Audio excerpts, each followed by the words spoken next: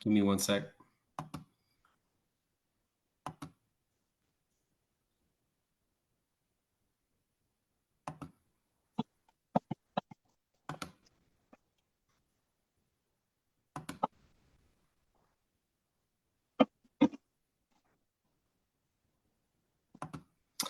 What's up, everybody? David Flores, the Bike Life Surfer from the 5280, and DJ Seldom Seen, the Emperor of Bike Life, kicking it to you. yeah, we're doing our thing again. We had to we had some technical difficulties on Monday, as everybody could tell who tuned in, who barely got to tune in. So we pushed it a few days. This will be the only time we do this. Next time it'll just go in order. It will follow the next following Monday so we can stay on track. I was informed that today by a very, very wise man. Ta-da. How you like me now? I'm in the mix. How's it going, man? Mm, Oh yeah. Pretty good. It's a little rainy over here, but hey, I'm in my studio. Um, I got a lot of things to do. Um, so it'll give me some time to work on some things. So I'm up here creating gloomy day. So, it's just that's how it's been. Just a gloomy Midwest day. Yeah. Time to get some work in the places that need to be worked in. So Right. here I am.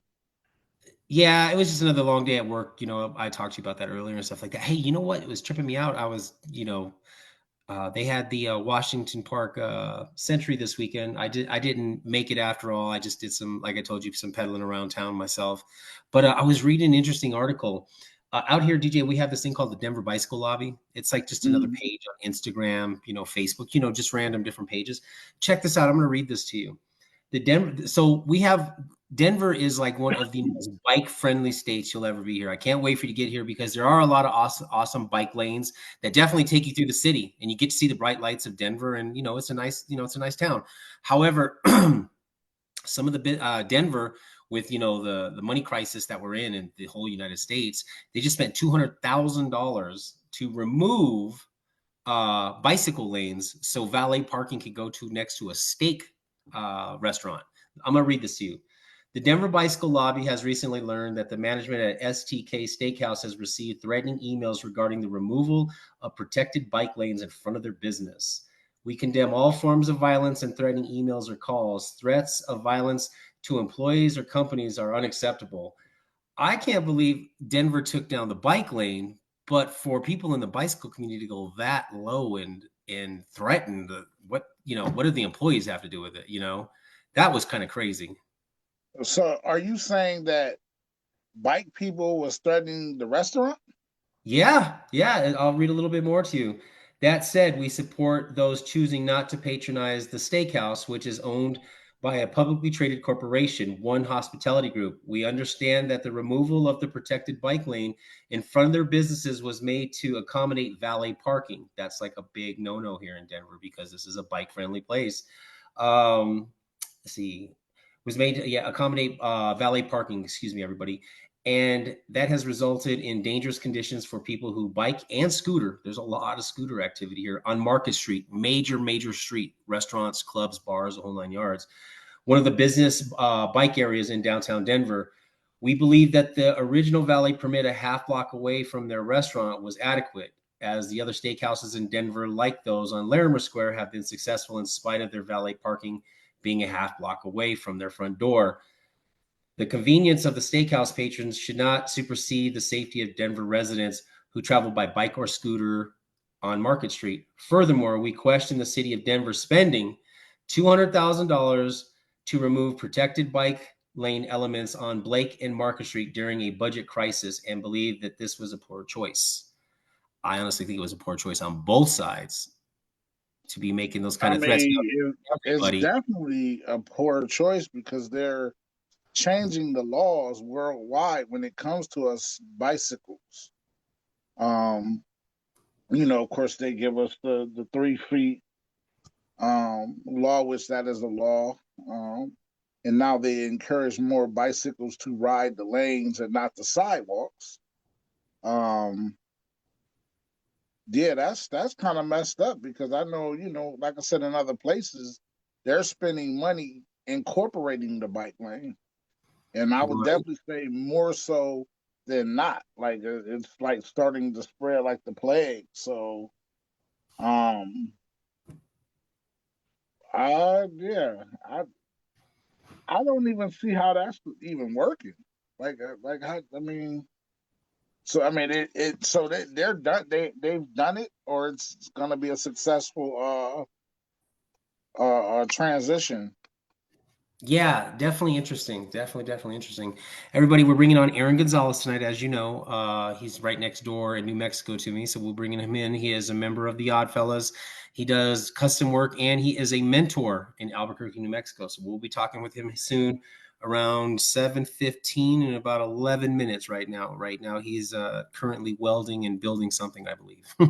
I'm just joking. He's just getting ready to come on at that time. I mean, he But yeah. just might because, like you said, he'll talk to the wall about bicycles.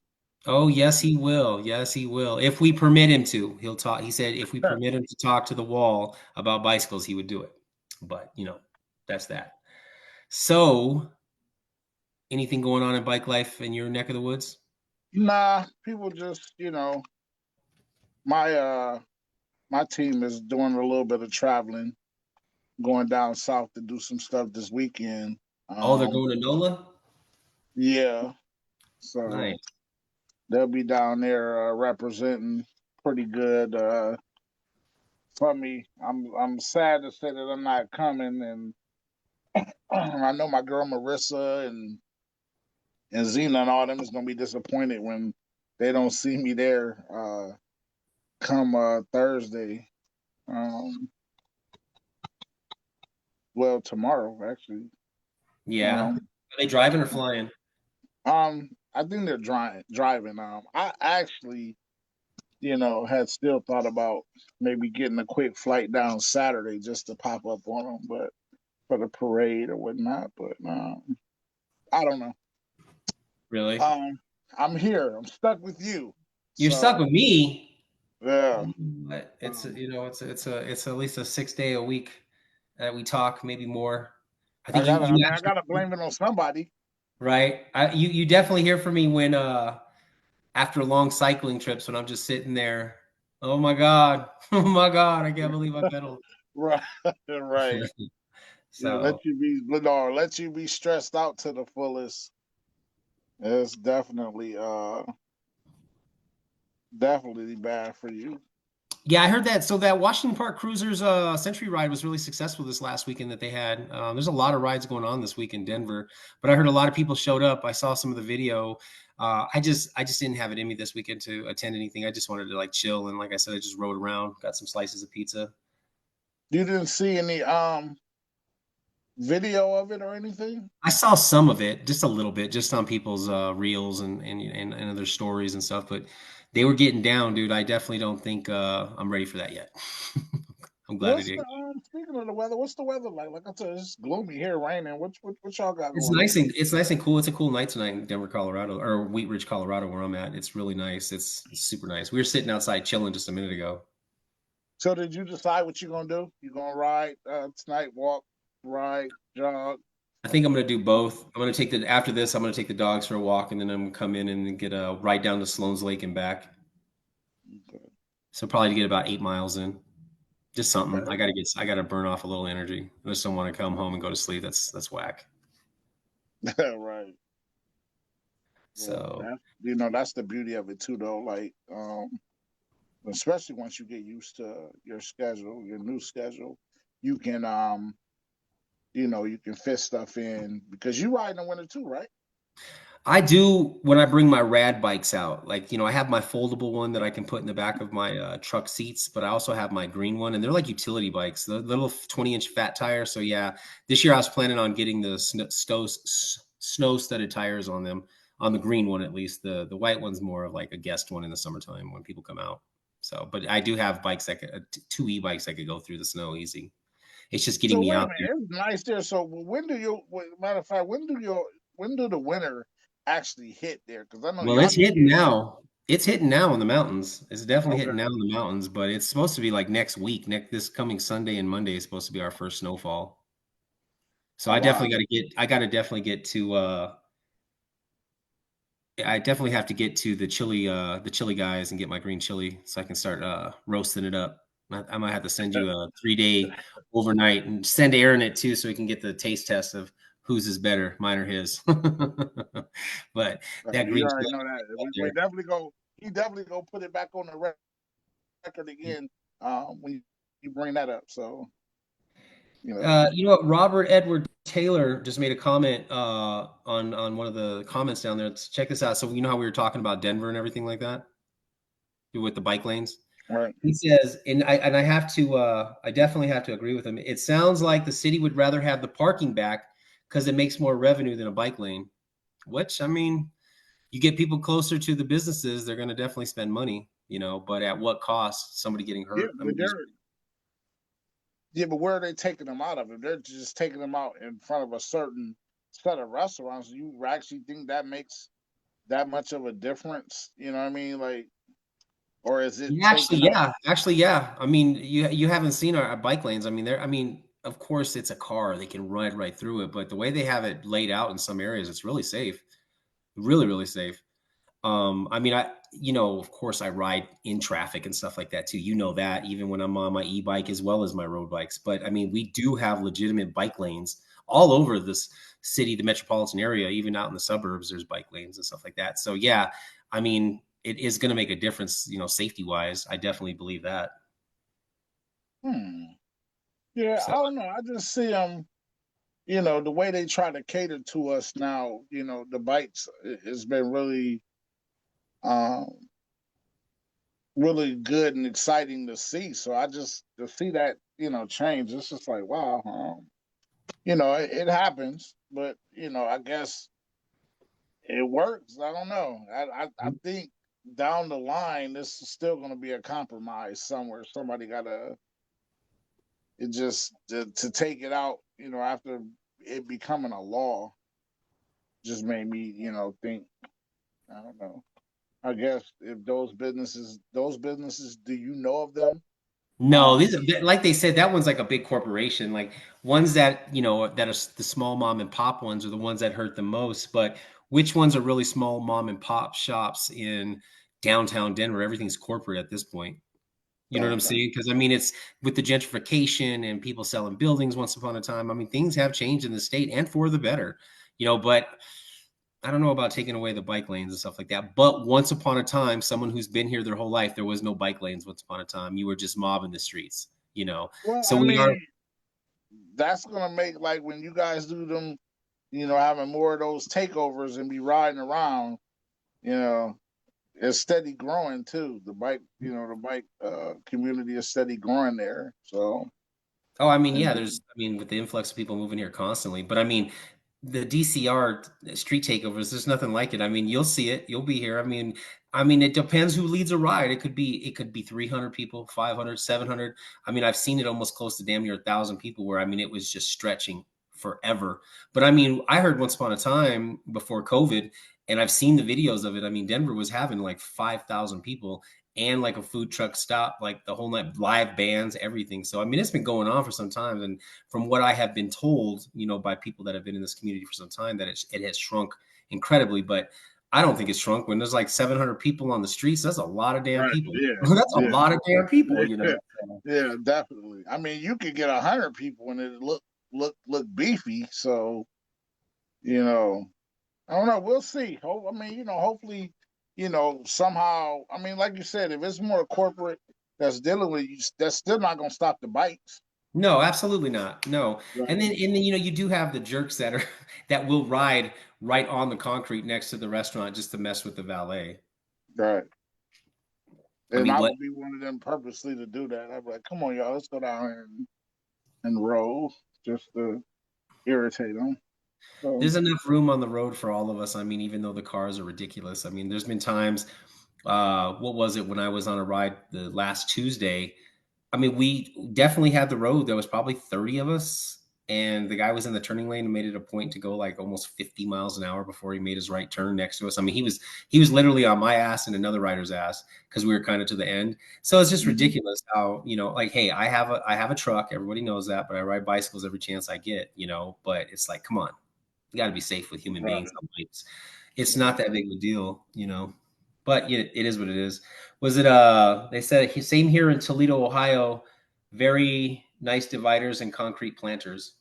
Yeah, I understand what that is. We have those too, where we have like those little concrete divides, but we also have those like plastic, like little dummy little things. Right. Yeah. Holes, looks like candy canes almost. Yeah. It's kind of the same throughout. Like this. Like speaking of Toledo and the Maumee and the Perrysburg area too. They're starting to get really, really good with that. So yeah, that's pretty big. It's happening. That's why I said everywhere. It's just starting to become a thing to where they're catering to us bikes, and they really don't want us to be on the sidewalks. They, No, you they don't. know, like they're really ticketing bicyclists now for being on the sidewalk. So it's like, we kind of have to either use the lane or the streets. So the it works for me. I mean, like I said, I like it, but I feel comfortable. I would say this too. Even if we took a lane up, as long as there's 3 to 5 people, I think bicyclists will be comfortable doing that too, though, as being in the street. Now when you're by yourself, see, you're used to it, you don't care, you you would get out there and do your thing. And me That's that too. Silver Surfer, baby. That's that surfer. That's that bike life surfer going Mach 1. Right. Right. You know what I'm saying? But I mean, I think of a lot of people, that ride. It's like you want to make people feel comfortable. So you kind of, if you're with a little group, Hmm. I think Hey that man, makes you. hey, do you see that? Do you hear that? It's time to bring on Aaron Gonzalez, everyone. What's up, Aaron? How you doing, baby? What's up, brother? How you guys doing? Good, Hey, man. man, Good, man, good. man, Hey, man, take man. two. Take two. Take two. Let's do this again. Yeah, what is it? Same time, different day, right? Yeah, That's yeah. it. Same time, same bat channel, but a different day. What's up, Aaron Gonzalez from Albuquerque, New Mexico? I hope everything's good with you today, man. Yeah, everything's good, man. It was a rough day though. Shit at work though, but got through it. So Yeah, I hear that, bro. Look at you rocking the Oddfellows gear. I see that. I see that. yeah, I Woo. gotta Look, represent. everybody got their Yeah, attire on today. Yeah, Actually, I'm wearing pink today. I'm wearing something different, so I'm wearing a little something different. So yeah. didn't have the club stuff on today. So what's up, man? Like, how long you been? So we've talked on the phone and stuff like that, and gotten to know each other a little bit over the last couple of weeks and stuff like that. So when did it all start for you? When did you like find your passion for bikes? When did you get into this? Has this just been like the last decade or so, or has it always been like a part of your life? As far as like the custom bike scene, that was about. I think we started the Oddfellows about. It's going on 10 years now. So Okay. um, yeah, but as far as bikes in general, man, I was building lowrider bikes when I was 12 years old. 13 years old, just working under the table at a couple places, selling newspapers, doing whatever I can to basically just kind of put these bikes together. So, Nice. but Hustling bike parts early. yeah, man. So, but as far as the custom bike scene, man, like, man, 10 years ago, man, before I got on social media or any of that, man, YouTube was a place to go to watch, these big rides like in Germany and the Netherlands, like the Keytown Cruisers, man, like what is it? The Rasta bike clubs, man, they do it big over there, you know what I mean? And I used to just love watching their videos because they'd have the right kind of music and it just man, their bikes are dirty but they were all custom bikes and they were riders, you know what I mean? And that's what really drew me to, the bike scene, and then Albuquerque doesn't really have a big custom bike scene. Back then it was, electro bikes were big. You know what I mean? Like, and so I didn't really know too much. There was, I think Sam McKay at the time, he was selling bikes, but it wasn't. They weren't very easy to get at the time. You know what I mean? And think like No Name was out there, and then you know, who else was out there? Just as far as I know, you know what I mean? But yeah, man, I loved the fire bikes at the time, but they weren't easy to get, you know what I mean? Okay. So but you know, I really like the custom bikes, and I didn't know how to weld or anything. So a good buddy of mine from the city, he kind of showed me a couple things, and you know, I take him tubes and I'm like, weld this together, weld this. And he's like, what are you making? And I was like, I'm trying to make a bike. You know what I mean? And so he kind of showed me a couple, you know, tips and welding and stuff. And then he left the city. So I just kind of ran with it. You know, a good friend of mine, he's 70, in his 70s. His name's Lauren, but he's the first one that ever took a chance on me. I told him, I was like, you know, let's start building bikes, you know, and he's like, all right, here's a couple $100. And he's like, I want your first bike. And I was like, I don't even know if I could do it. He's all, well, we're gonna find out, you know. So he kind of like kind of pushed me, you know, to just kind of, you know, kind of go off on my own, you know what I mean? Like, so but yeah, the Oddfellas too, man. Like, it was never supposed to be a club or anything.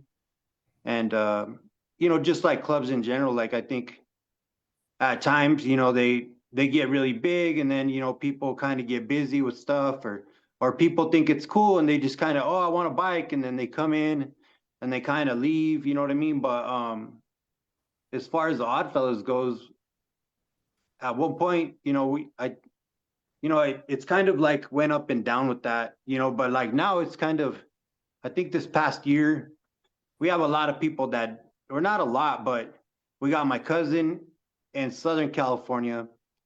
We got AB in Northern California. We got Jake in Arizona. Ah, We got Jake, that's the Tim. man. Yeah, we got Tim in Ohio. We got Robert in Texas. It's almost like we're all just, except for New Mexico, we got more members here, you know, but it's for some reason this year it's been a hard time getting everyone together, you know, but we got a lot of solo riders, man, in different states. But I'll tell you what, man, they hold it down, you know, for sure they hold it down, you know. And I guess I'm starting to think like the odd fella is more like the odd man out, you know what I mean? Because you got one odd fella in a group of, you know, like I know Arizona has big rides, and Texas always got some big rides going on, you know what I mean? But everyone kind of holds it down in their own way, you know. Like I get on ride, you know, and sometimes it's just a last minute thing to where, you know, I don't put a ride together, or, you know, Lauren's riding, or, you know, Pat's riding, you know, we're all kind of riding, you know, as we get the chance to ride, you know what I mean? And not all the time it's a group ride. And I do miss the group rides, and, you know, we need to really get back to that. But I mean, yeah, man, like the whole Oddfellas things, building bikes, man, it's really opened a lot of doors for me personally.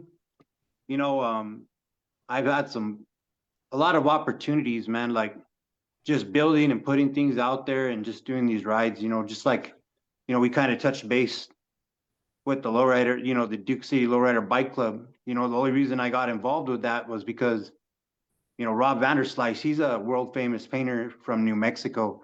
He's had, I believe, over 30 lowriders in Lowrider Magazine centerfolds. He's the one that leads the program, and man, he's just a blessing, man. Like, and I'm grateful to be a part of it. You know, just like I said, in this bike scene, I think all of us, including your guys, you know, including you two, and everyone watching or whatever, you know, I think we all kind of contribute to this bike scene, you know. And I feel like we're just all contributing to something that was here before us, you know, as far as the custom bikes, or even just riding in groups or whatever, man. Like we're all contributing in our own little ways, you know, and kind of, you know, hopefully, you know, we're contributing in a positive way where, you know, we can get more people on bikes, or, you know, even like with the Lowrider Bike Club, you know, Lowrider Bike Club, we use the Lowrider bike as a tool, you know, to put welders in a kid's hand, or a paintbrush, or, you know, just they learn a lot more than just, we're just basically saying, here's a bike and we're going to show you how to put your own art onto this canvas, you know what I mean? And so Yeah. hopefully they kind of gravitate to their own, you know, individually, like kind of art or whatever they find, you know, hopefully they'll find their passion out of it or whatever, you know what I mean? Whether it's fabrication or painting or, you know, just being creative, you know what I mean? And I think schools kind of, I feel like they've kind of got away from that, you know what I mean? So, Yeah. Would you like to see bicycles implemented into schools for like a shop class? oh no, for sure. You know what I mean? I think that that's kind of where it starts, you know, as far as, I mean, that's where we started, right? I mean, Mm.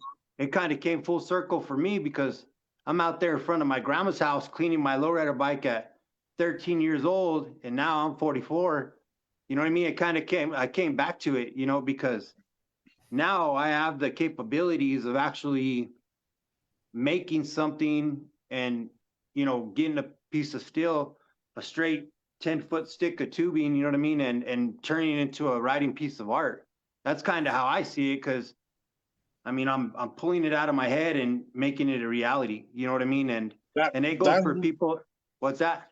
that's literally what I was gonna ask you. You're touching base on it, and now you're actually going with. So I didn't mean to interrupt that, but I was No, you're gonna good. say with that, like I know that you fabricate, you can build too, right? But you fabricate more than anything, right? Yeah. So with that process, what is the process of you fabricating? Like just like you said, if you have you know, a 10-foot you know, piece of steel or whatever, do you draw it out, you know what you when you fabricate it, do you bend it the way you want it to be, or you take it and you let somebody take your vision, literally your ideal and blueprint and put it together, or are your processing a part of that too? You know, you doing it like Well, typically, like if I'm going to build something, if it's something for me, then, you know, man, I got so many frames up here. You know what I mean? Just Mhm. things that I just need to get out, you know, but the thing too is that I also I have a couple people waiting, man. Like I know, I don't, do you know Bobby Wu? yeah. Yeah, I know Bobby Wu is. Yeah. Okay, so Bobby Wu, man, that guy, man, he's been probably the most patient person with me, and I love him for it. You know what I mean? And he knows my personal, you know what you know, almost like my day to day, what I go through. You know, social media is funny because I'll post a lot of stuff. If you're following my page, my Instagram, or you're following my Facebook or whatever, you know, I post a lot of funny stuff, or I try to post things that kind of try to bring myself up, you know, because you know, man, we all got our own demons, man, and you know, I kind of Right. feel like after COVID, man, I think everybody's kind of battling something. I don't care who you are, you know what I mean? We're all going through something, man, and a lot of my stuff, you know, whether it be my family or you know my daughter or just my job or you know, there's things that you know I'm a very I don't want to say emotional person, but I really go deep into a lot of things, and you know, it messes with my head, you know, but you know, as far as building goes, man, like it's always been my outlet, you know what I mean? And even with the lowrider mentorship program, it's man, it's saved me in a lot of ways, and in the fact that like I'm able to give back to like it. There's some healing, you know, when I'm out there helping them kids, man, like they're actually healing me. You know what I mean? On whatever I'm going through, or even you know, just bikes in general, man. Like just the people that I've met, you know, they've man, I've met some of the best people, you know, friends, man, that I truly call friends, man, out of state. You know, I mean, you guys know, you know what I mean? Like you go out of state, man, and it almost feels like, man, I never experienced like the hospitality that I've experienced in the bike scene. That's probably the first time I've ever experienced that type of hospitality, you know, and that's what really pulled me into the bike scene.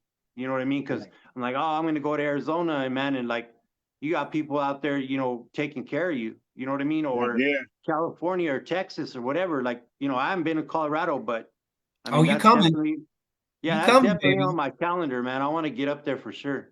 I want to get You you out know, here in July 9th through the 14th, or however many days you can make it within that team, because that's like we're planning a Midwest invasion. People from Detroit, Ohio, and surrounding states. So we got to get you out here at that time, and yeah. bring what you want for a bike. But the hills are a little bit different here because it's not all flat. So I will definitely either have you an e-bike if you want one, or you can ride one of my road bikes. So Yeah. might have to switch it up a little bit. Have to give you a different kind of thing to ride, different bike to ride. Hey, a couple of people are giving you a shout out. Justin Kim, Stilo, saying what up, Stilo. Yeah, Uh, that's my dog right there. yeah, Justin Kim has said what's up. Your man, your SARS Customs, Teresa Straub, our guest from last week, is watching. Oh, and look at that, Bobby the bad guy McClanahan is also on. What's up, everybody? All right Uh, on. one of the guys from your club, Stars Custom, says, "Aaron, I need a frame. Let's trade. What do you think?" I actually have a question for you. When you build and you're like just like deep in it and stuff like that, do you ever get a creative block? Um, I think it's more of like when I have it in my head and I start rolling it out, you know, the geometry for me when I'm building it has to be, what's the word I'm looking for? For one, it has to flow right, and then two, like usually the back has to kind of, I mean, it has to fit the front to where it's evenly proportioned. You know what I mean? And Mm-hmm. so if it doesn't come out evenly proportioned, like I'll scrap it, or I'll have to just come back to it and just kind of. But a lot of times too, I'll do a design. I'm 5'8", so that's the thing with Bobby Wu. He wants a frame that I've already made, but man, that guy's, I think he's like 6'3", 6'4", so he's a big guy, right? I heard he So was like 6'9", dude, 185 pounds. yeah, I heard stories about him. I heard he was like Nah, he's 7'4", Bobby. you know what I Bobby mean? Moore is probably about 6. He like 6'2". He about 6'2". Yeah, Really? so yeah, so Yeah, he he about 6'2". for me to make the same frame but just make it extra large, it has to, there's a lot that goes into it, you know what I mean? For it to flow exactly like the smaller version and for it to look just like it, um, for me personally, that's not always easy to achieve. I mean, some people like, Jimmy Peak and Robert HB, and I mean, them are the cream of the crop. Them guys, they're they're at the top. You know what I mean when it comes to fabrication and stuff. Like I'm playing in the backyard. You know what I mean? Like I got basic tools back there. So a lot. I'm still building on the floor. I still do a lot of things old school. When I should, I do progress in certain parts, but I'm okay with building it on the floor still. You know what I mean? Like I'm comfortable with that. You know what I mean? Like same with Black Cap. He's another one that's killing it, bro. But even with these guys, I don't know if Jimmy Peak had kind of a fabrication background, but you can tell, bro, in their builds. You know what I mean? Like you could really tell that they came from that world. You know what I mean? Craft. And like I said, Chris, he's another one, bro, that just he can't honestly he kind of came out of nowhere and he's been killing it ever since day one. You know what I mean? Like Yeah, it took some. here's a question for you on the fabricators and builders. Do you ever feel like some of these, how you were saying, like the cream of the crop? Do you ever think that other fabricators are taking credit for other people's work? More of like saying like the term when we were younger, like they're biting their style versus being creative on their own. Have you ever seen things like that? You know, that's it's a fine line between that because like I truly believe that like we all inspire each other. You know what I mean? And I'm all about inspiring, bro, because there's a lot of people that inspired me. I get inspiration from cars. I get a lot of inspiration from a lot of different things. You know what I mean? When it comes to builders, if it's something that I see and I'm like, man, I like that.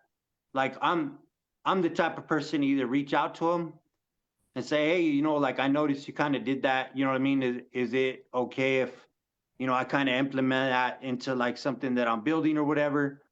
And I'll definitely give a shout out. And it's just like this unspoken kind of respect, you know what I mean? Amongst builders, and some people don't care, bro, and you can cause some waves like that. But at the end of the day, I mean, really, bro, if somebody copied something, I mean, it's not like we have it, A patent patented on or it. whatever. You Yeah. know what I mean? Like, Right. so that's kind of I mean, you would hope that everybody would just kind of respect each other. Or if there's something that I like, honestly, like I'm still a fan of other people's styles and work. Like personally, I know that I'm capable of building something, that, say another builder, I'm like, man, I love that frame. I could make it, but personally, like I want to support that builder. So I'm going to spend the money and support them because that's their craft. You know what I mean? And I'm not going to bite it or I'm not going to do any of that because like I just kind of feel that, you know, that's it. I feel like it's the right thing to do. You know what I mean? And yeah, it's just again, that's why I love this bike scene because of the support, you know what I mean, that everybody gives to each other. And I know it's kind of veered off a little because like I said, when I got in the scene, man, we were buying patches from different clubs, we were buying support shirts. There was a lot of support going on. And it just man, I unless I'm not on social media, but I don't see that too much. You know what I mean? Like, and Right. I still would love to get back to that. You know what I mean? Like, Right. you guys got club shirts, bro. Like, I got probably 3 drawers full of support shirts, bro, from different clubs, and that shit, they all look brand new still. You know what I mean? But yeah, they all like I love support shirts, bro. I love supporting other clubs and repping different states. You know what I mean? Like that, because people ask like, "Oh, what's that club?" You know what I mean? Or or what, it's an opportunity to let them know, hey, it's the bike scene that I'm a part of. You know what I mean? Right. And but yeah, man, I'd really like to see people getting back to that. You know what I mean? More unity. Uh, yeah, man, and like I said, like I got to give a shout out to my homie Gerald too, because he goes by G Child, but he's another one that inspired me when I started building, man. Like he's such a good person, bro. Like I don't know if you guys are familiar with his work or familiar with him at I'll all. look him up. I'll look him up. Yeah, you got to, bro. He's just a good person, bro, all around, man. And like he was a builder at the time when I started kind of dabble in the building, and like I just yeah, it's just, like going back to the whole frame thing. You got to find some type of inspiration, or if you guys inspiring, as far as the builders goes, I the stuff I post, I do post to inspire, and I'll definitely help anyone along the way, especially somebody like myself, like that didn't have a fabrication background. And I've had kids, reach out to me and they're like, "Oh man, like I was like, you know what? As long as you're, if they're old enough, or if their parents want to come to the house, man, I'll teach them everything that I've learned without the mistakes that I had to learn." You know what I mean? Right. So because it's I support anybody that wants to Well, create any type of art. You know what I mean? speaking of that, um, so you fabricate and build for people. How do you feel? Do people take your fabrication and use it as their own, or you just fabricate somebody's ideal and then let them finish it off? Like how does that work for you? Because I noticed you said like it's like a mutual respect, which if I was a builder, I would do that too, as well as but I personally would want something from all of you guys. You know what I mean? No matter what it Yeah. is. Even if I had to build a Voltron doll and have a piece from you, piece from Chris, a piece from Wong, a piece, you know what I'm saying? Like Yeah. Yeah. I Yeah. wouldn't mind doing it that way either, but do people, because you fabricate for other people, do they take your stuff, or and it's just theirs, or is your stamp on of approval, or it's just whatever for you? Like, I mean, how do you feel about that? Like, Man, I, I try not to talk about that type of stuff because for me, like, man, there are nights I don't sleep, bro. Like I'm over there trying to design a frame in my head, doing something different. And I know that everyone's like, it's been done, everything's been done. But metal, when you're dealing with metal, man, like there's a lot of things that haven't been done. You know what I Right. mean? And I lose sleep over it trying to come up with something new. And I'm pretty sure other builders do the same. You know what I mean? And Okay. for me, like, Sam McKay at the beginning, he was kind of a big inspiration because that's what I saw and that's what I was drawn to at the time. But at some point, like I felt like I kind of had to make my own path, right? Like, okay, I have to come up with my own style. You know what I mean? And so I kind of feel like people say, "Oh, you got a certain style." Like I don't really see it. You know what I mean? Like my stuff's low. I know that for a fact. You know what I mean? That I keep everything low, bro, like half inch off the ground low. You know what I mean? That's how my frames are designed. But, and if people like my style, then that's what I stick with. You know what I mean? If you're like, oh well, I like this, but can you change it to where it's a foot off the ground? Like at that point, I honestly, I'm not gonna have fun with that because it's not something that I enjoy. Like I come from the lowrider. I have a lowrider background. Like everything that I enjoy or that I gravitate is that's the style. You know what I mean? That's the whole name. That's Form. behind the whole Stilo Customs, right? Like it's my own style. This is what I'm sticking with. As far as other builders, what I found kind of fun was I went out to Arizona, and I don't know if you're familiar with Frank Flores. Yeah. Uh, Yeah. Yes, I am. yeah, Yeah. so his sister, he built a frame for his sister years back, and he's like, man, like I went over there on a whim. It was just like a weekend, 2-day thing, bro. And he's like, man, I want to change my sister's bike, and I was like, all right, let's do it. And so he's all right now, and I was like, yeah, let's get down. So we just started hacking up her frame, and we just came up with something on the fly, and it came out pretty dope, bro. Like I'll have to send you guys the frame, like a before and after. But yeah, we ended up building our whole new bike, and she took it out to OBC. I think it was it last year? I think it was last year, bro. And yeah, me and him, it was kind of cool because I never really collaborated with another builder like that. But it was cool because he already knew what to do without me having to tell him. And he, I was doing my thing. He didn't have to tell me anything, and we kind of collided and meshed, and that's what we came up with. But That's I know Chris Burke.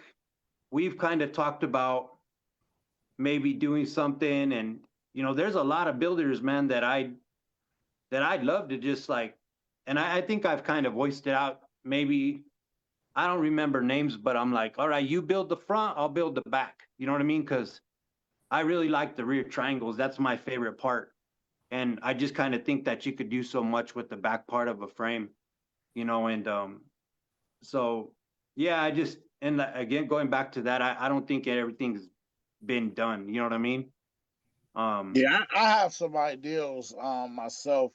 And to kind of go off of that, I mean, that's good, how you feel about respecting everybody's um their craft or whatever. So what would it be if someone, I'll just say me, if I gave you, since I can't do either, excuse me, either. No, don't say that though, because I know for a fact you could do it.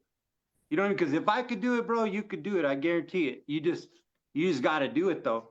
You know what I mean? Well, I okay, for instance, let's say I have you build something that I want and I think it up.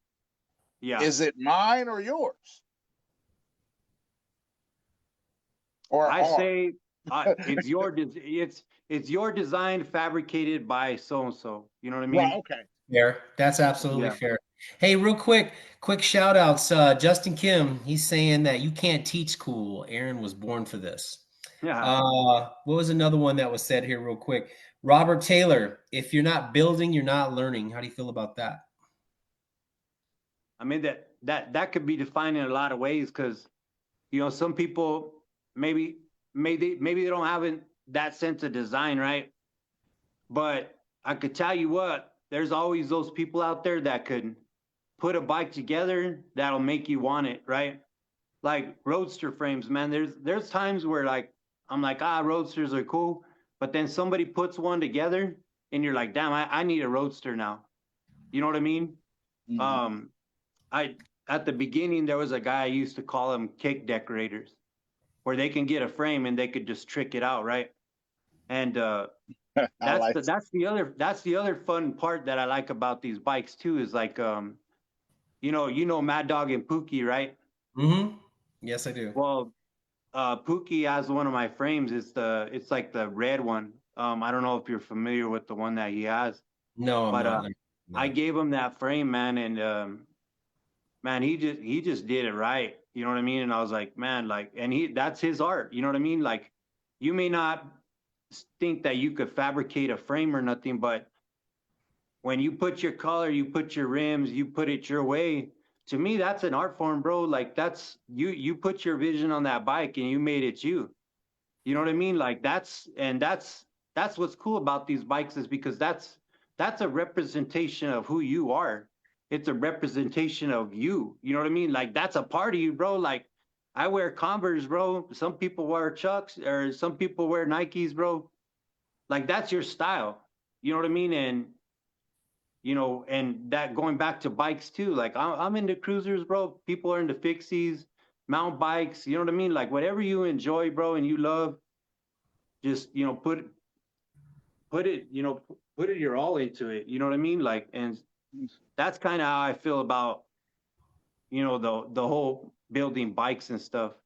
Like you don't necessarily have to build a frame or know how, but when you get that frame, man, you're making it your own.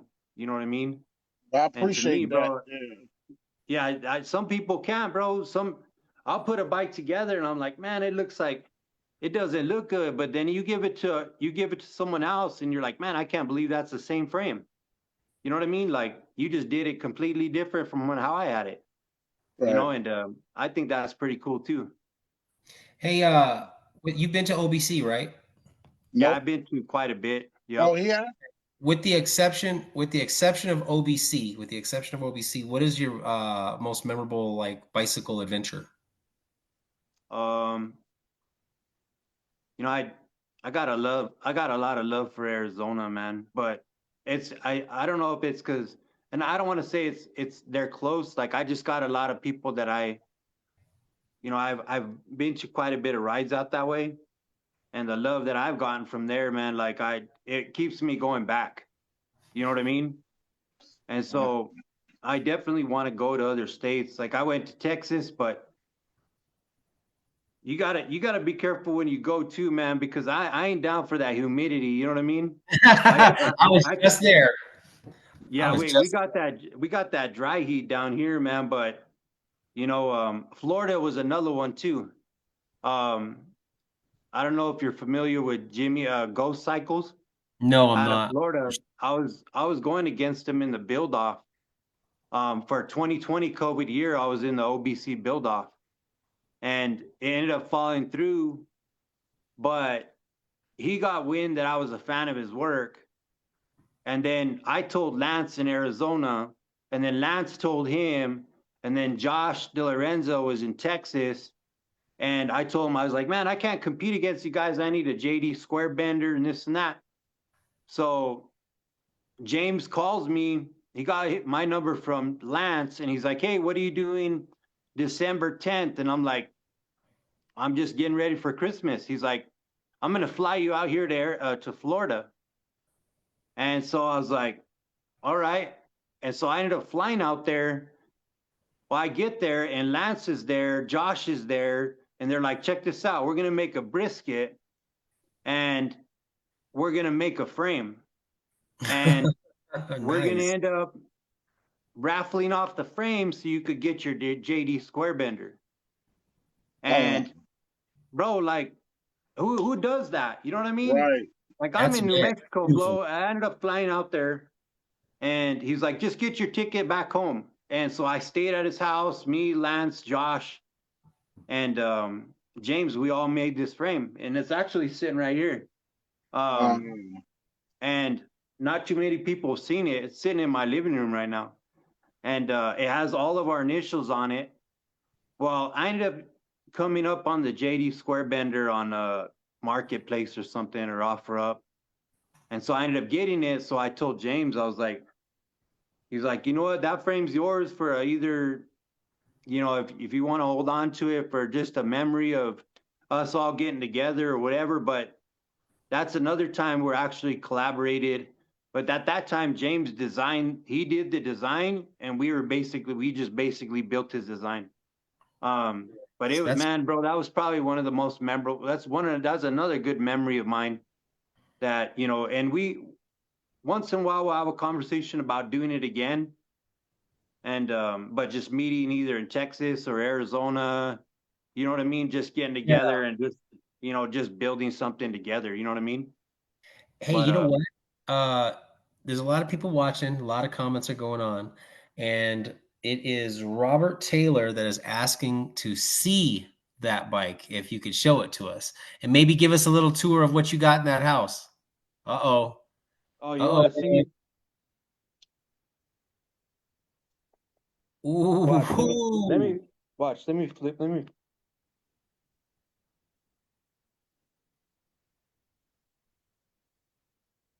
watch. Let me flip this. Sorry, guys, I'm not really watch. So this is the frame right here, Man, that's sick. nice.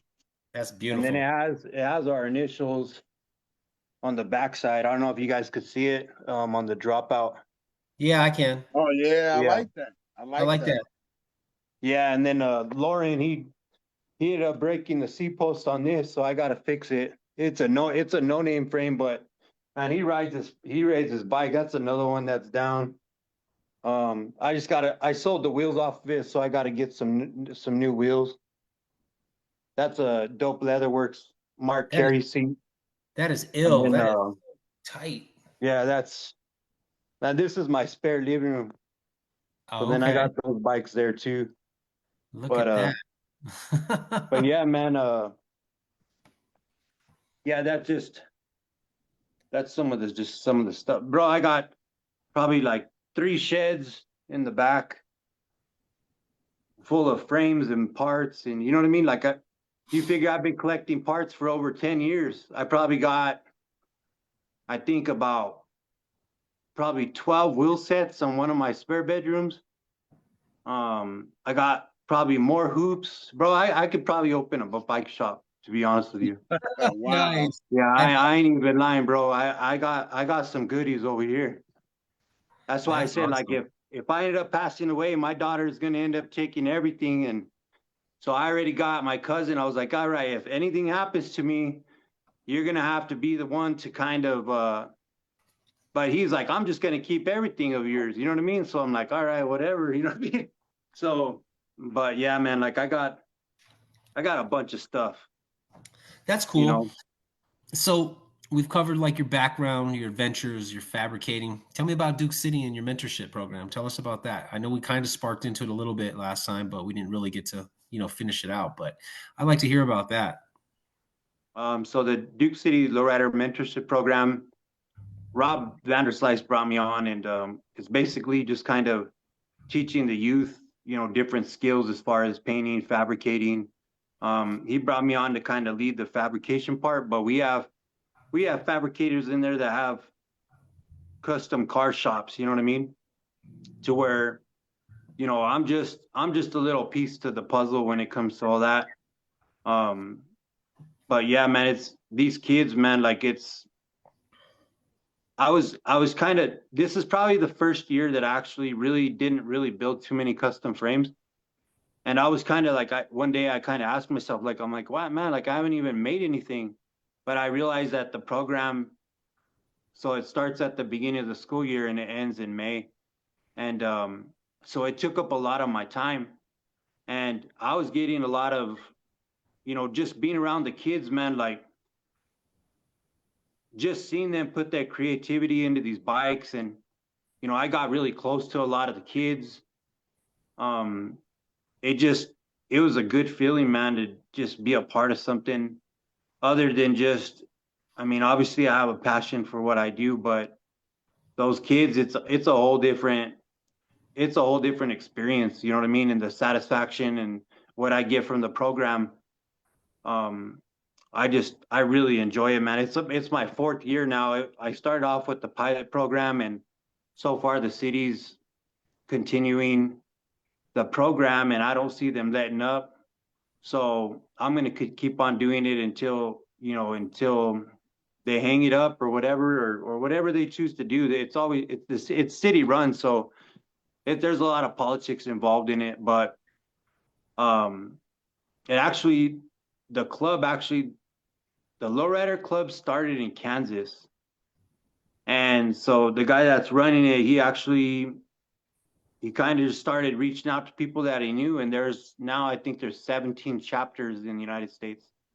That's And awesome. so, That's super yeah, awesome. yeah, it's turned into a big club. So they just started a chapter out in Pueblo, Colorado.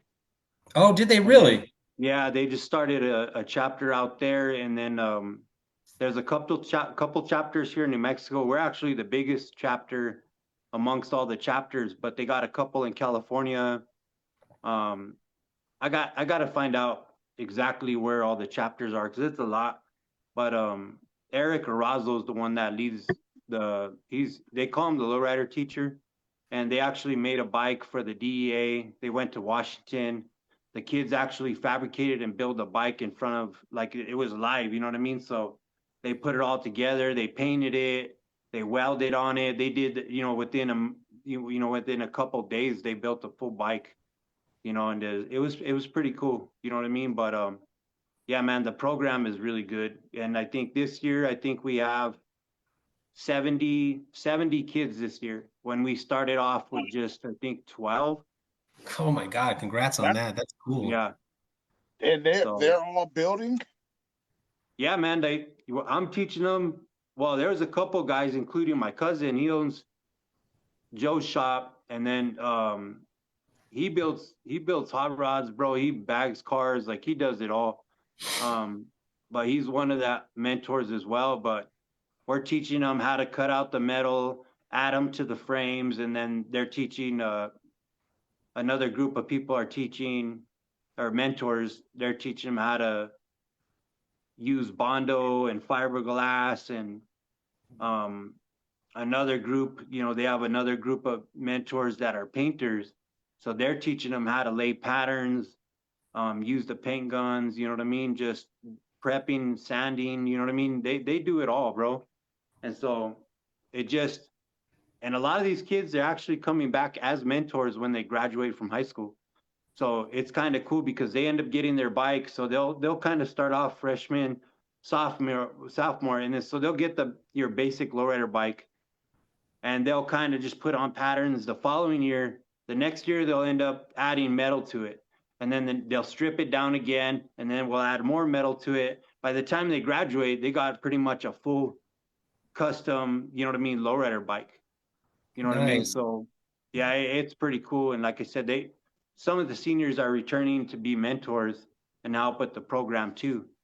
And I think I went to probably like 4 or 5 graduations last year. The kids wanted me to go to their graduation because I got really close to a lot of them. That's Um, rewarding. That's got to be very rewarding to you.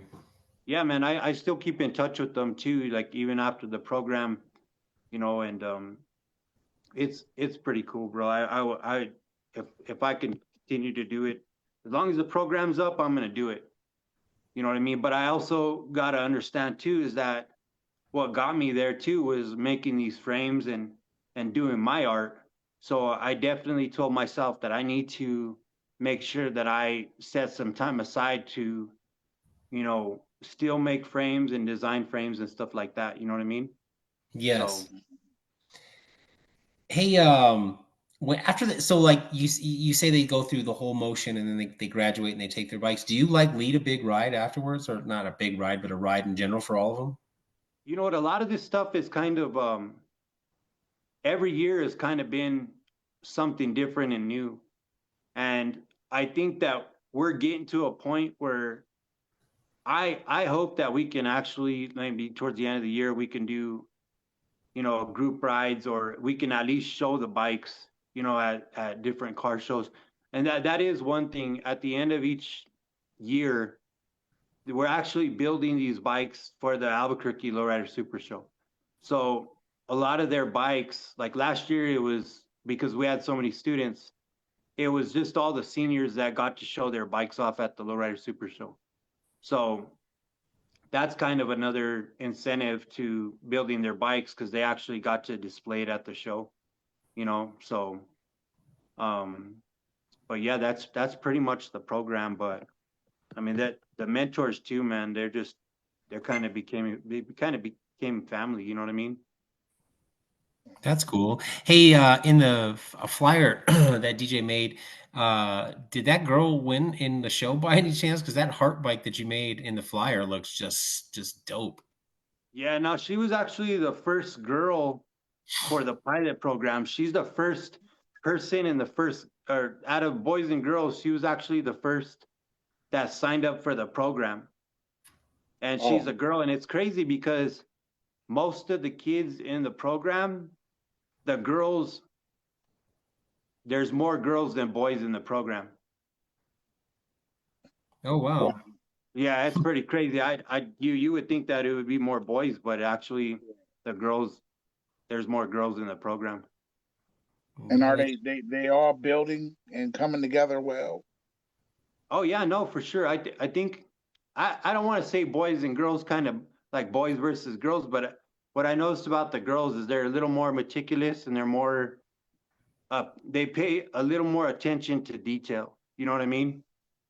But I can say that all the students, they really think out how they want to do their bikes. You know what I mean? And I think a lot of it is too, is that, we just let them know, like, we're helping them. But sometimes when you're young, like, you don't know your capabilities. But when you're around adults or people that are actually pushing you to try to bring that out, that's kind of, you could literally see the process throughout the year.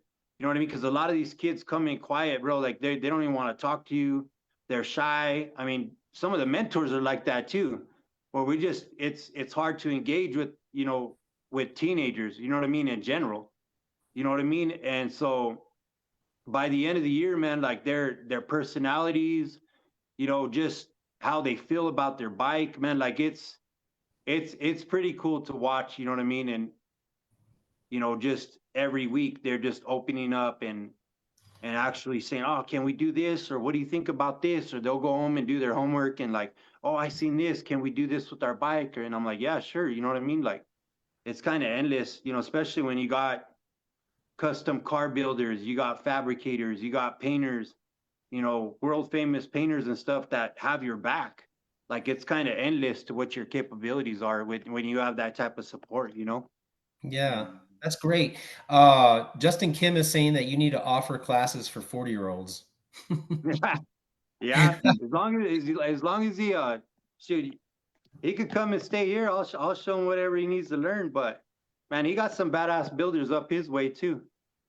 Well, that's cool. But yeah, he's another one that he's been asking for a frame for quite some time, and I need it. Man, I wish I was a machine, or I wish I had a machine that could just make these bikes. You know what I mean? But Right. going back to that, like, I know that we tried to have this conversation last time, but I think within the last year and a half, man, it's been a roller coaster for me personally too, because my dad ended up getting stomach cancer, so they removed his whole entire stomach, and that was a big scare for my family. And then I ended up having my appendix taken out, and I had some complications with that. And my mom, she just broke her shoulder, and so she's going to be down for quite a while. Uh, it just seemed like one thing right after another. You know what I mean? Right. And it Definitely just, life I mean, time. Yeah. I'll definitely get back to where I need to be, but I'm just trying to manage being a dad to a teenage daughter, trying to just deal with my 40 hour work week with my full-time job and the mentorship program, and then trying to fit in builds and, you know, trying to get some rides in. Like it's a lot, you know what I mean? Your life is You know, life. but yeah, no, for sure. You know, so it just you know how it is. It just, you know, if it was up to me, bro, I'd be riding every weekend. You know what I Right. mean? Or I'd be building every day, you know, but that's another thing too, is I build in the backyard. So weather is always a factor. And, you know, we're close to Colorado, but we're also 10,000 feet high. So our weather, bro, like there are times where we get, I think there was a couple years where we got below 0 over here, you know, and Oh so wow. I ain't going outside, bro. I'm sorry, bro. If you want a frame, bro, you go outside at below 0 temperatures. You know what I mean? But I Right. ain't going out there. I'm gonna sit right here in front of my fireplace and drink my coffee, bro. You know what I mean? But yeah, what Right. the wind is a factor. I mean, the sun is always a factor. You know what I mean? Like I don't have a shop, so you know, there are always them small windows of opportunity for me to get out there. And I think the other day I counted, and I think 9.5 years, I think I surpassed 100 and I think I built over 120 frames. Man, that's a lot of frames, man. Yeah, Wow. yeah, I know some guys have made way more than that. I think Kevin Hewitt, man, like he's been pumping out some frames, man. You know what I mean? And I know that he surpassed those numbers in a shorter amount of time. You know what I mean? And I'm like, shit, you know, that's pretty good. You know what I mean? But I mean, like I said, with everything on my plate, bro, I'm pretty proud. You know, I didn't think that I was at that number. You know what I mean? But I'm like, damn, that's pretty good. You know Hey, what I with your mean? mentorship program that you do and the kids learning, you know, fabricating and how to put bikes, any of those kids go on to graduate and end up turning that into a career of welding and things like that? Have you seen that yet? Well, it's pretty cool because the police department helps out. There's firefighters.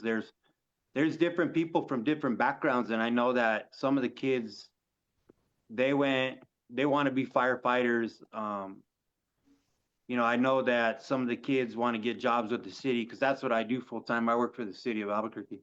So some of them want to get on there, you know what I mean? And some of them are just artists in general, you know what I mean? So they're just kind of, they may not get into the painting or they may not get into, say, fabrication, but they're definitely pursuing whatever art form they're, you know, that they're passionate about. You know what I mean? Like with me, like bro, I grew up loving to draw, you know what I mean? And so I kind of think that when it comes to design, you know what I mean? Like I think that it doesn't necessarily have to be a designer, but if you know how to draw or you're into painting or whatever, I kind of think that that kind of goes coincide like with other art forms, you know what I mean? Right. Hmm.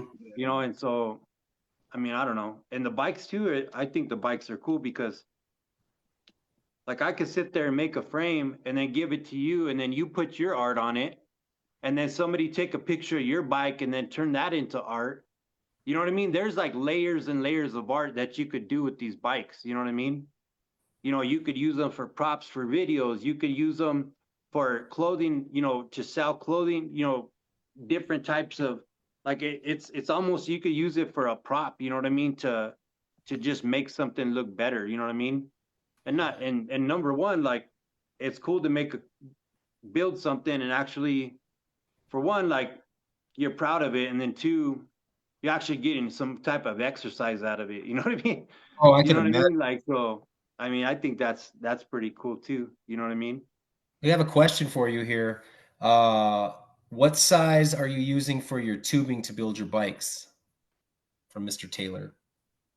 I usually stick with 1.25 inches because it's closer to like the head tube size.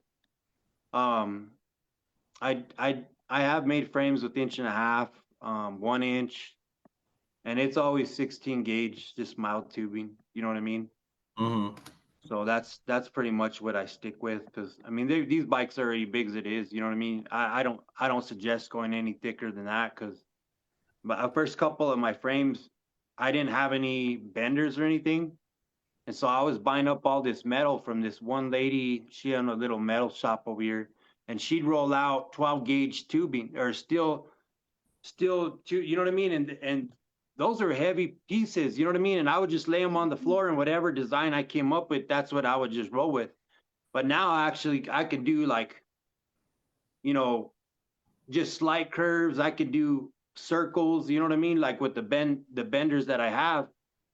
But at the time, man, like I think the frame I made Lauren, he's like, man, this bike's too heavy. So like the next following year, bro, whenever I started tooling up, I made him another frame, and I was like, give me that frame back. You know what I mean? And so his actually first frame that I made him, I ended up getting it back, and it hung in my shed for like 5 or 6 years. And then a friend of mine, she's a distributor, bro. She has a lot to do with the weed distributors in New Mexico. Well, Cookies ended up opening up a store here, and I ended up using the first frame I ever made.